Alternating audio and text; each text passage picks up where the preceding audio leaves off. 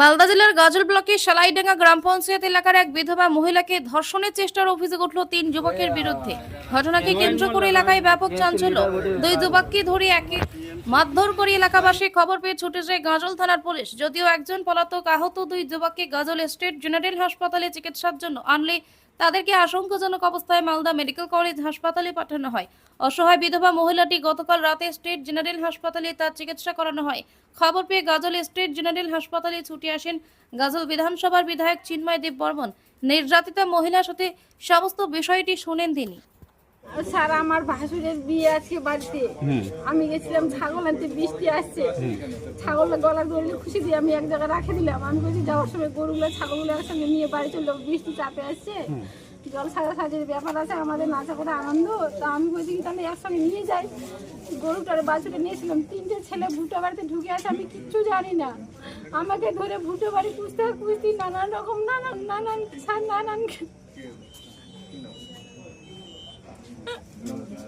তারপরে নিয়ে এসে স্যার ভুট্টো বাড়িতে আমি গরুটা নিয়ে আসলাম বাড়িতে।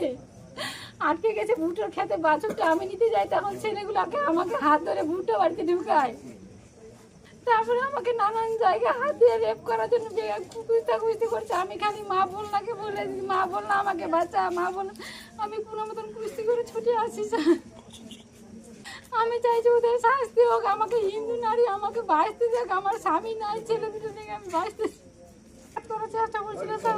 এখানে ওখানে হাত দিয়ে আমার গলায় হাত দিয়ে, এখানে গালে কাপড় দিয়ে মেয়েটাকে মার, তোর মাকে মার, সালা গালায় ধর, টিপে ধর, কে বলছে বুকে চর, দমকাস, নানান রকম নানান কথা বলছে স্যার। আমি পূর্ব অনন্তপুর থেকে এসেছি, সালাডাঙ্গা অঞ্চল। তো আমাদের ওখানে আজকে বৈকাল 4টা নাগাদ তখন বৃষ্টি হয়েছিল আমাদের ওখানে। তো আমার পাশে মানে আমাদের গ্রামেরই একটা কাকিমা ওই যখন বৃষ্টি পড়ে তখন গরু নিতে গেছিলো মাঠের মধ্যে পাশেই।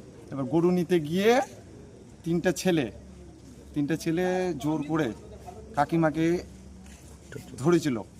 ধরে তো এবার জবরদস্তি মুখে কামড় টামড় দিয়েছে, প্লাস্টার ছিঁড়ে দিয়েছে, জবরদস্তি করে করেছে। তারপর কাকিমা ছুটে চলে এসছে। আসার পর জোর করে এসে আমাদেরকে বলেছে, একজনকে সঙ্গে সঙ্গে ধরেছিলাম, আর 2 জন পালিয়ে গেছিলো। পালিয়ে গিয়ে তারপর বাড়ি থেকে একজনকে তুলে এনে তারপর পুলিশের হাতে দিয়ে দেওয়া হয়েছে 2 জনকে, আর একজনকে পাওয়া হয়নি। আমাদের শালাইডাঙ্গা অঞ্চলে মোটামুটি পরপর